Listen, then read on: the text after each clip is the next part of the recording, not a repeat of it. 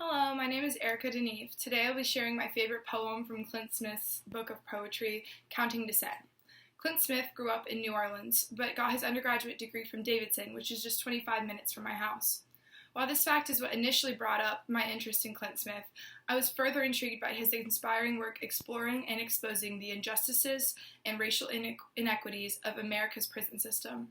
Smith has a PhD from Harvard and a prominent following on Twitter, and is constantly bringing light to the setbacks and experiences of Black people in this country. In this poem specifically, Clint Smith demonstrates his struggle with his identity and how he perceives the importance of identity in society. This is Queries of Unrest. Maybe I come from the gap between my father's teeth. Maybe I was meant to see a little bit of darkness every time he smiled. Maybe I was meant to understand that darkness magnifies the sight of joy. Maybe I come from where the sidewalk ends. Or maybe I just read that in a book once. It can be hard to tell the difference sometimes. Maybe when I was a kid, a white boy told me I was marginalized, and all I can think of was the edge of a sheet of paper, how empty it is, the abyss I was told never to write on. Maybe I'm scared of writing another poem that makes people roll their eyes and say, another Black poem. Maybe I'm scared people won't think of the poem as a poem, but as a cry for help. Maybe the poem is a cry for help. Maybe I come from a place where people are always afraid of dying. Maybe that's just what I tell myself, so I don't feel so alone in this body. Maybe there's a place where everyone is both in love with and running from their own skin. Maybe that place is here. Maybe that's why I'm always running from the things that love me. Maybe I'm trying to save them the time of burying darkness when all they have to do is close their eyes. This piece by Clint Smith contrasts dark and light in many ways, especially when he parallels childhood nostalgia and naivety with trauma and reality.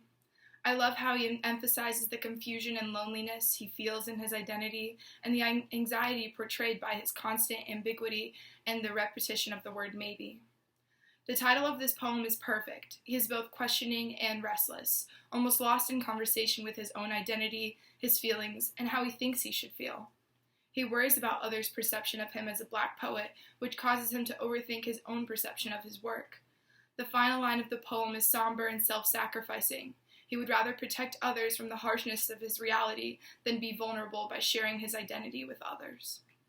Sociologists like Mead and Goffman have formulated many theories about how our identities are shaped, how we perform them, and how they are perceived by society. Mead asked, how does communication create this relationship between self and society? This question relates both to Smith's relationship with his identity and society, and also to my performance of Smith's work. Goffman concludes that the social self is a performance for others. For this performance, I had to minimize my presentation of my identity, or social self, in order to bring Clint Smith's feelings and identity to life. As a white woman performing about the internal conflicts of a Black man and his relationship with society, I had to imagine what it would be like to constantly perform this identity in real life, and also how this identity is complicated and abused by racism and systemic discrimination. In order to sensitively and effectively portray this identity that is not my own, especially a race that has been marginalized and oppressed for centuries, I researched about performing as a different race in other forms of art and the common mistakes made in racist literature.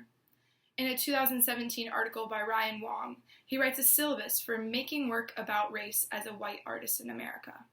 While this piece was directed more to painters than performers, I learned that the first requirement is understanding the psychological portrait of white shame and analyzing the whiteness in your life. Only by criticizing our own privileges can we better understand the vast differences in the socialized self and how they interact with others. Overall, by performing this piece, I learned a lot about my own socialized self and my experience with race as a white woman in America, which directly contrasted and related to the content of this piece. Clint Smith's anxieties and restlessness with his Black identity demonstrate the true vulnerability that comes from defining and performing an identity. Thank you.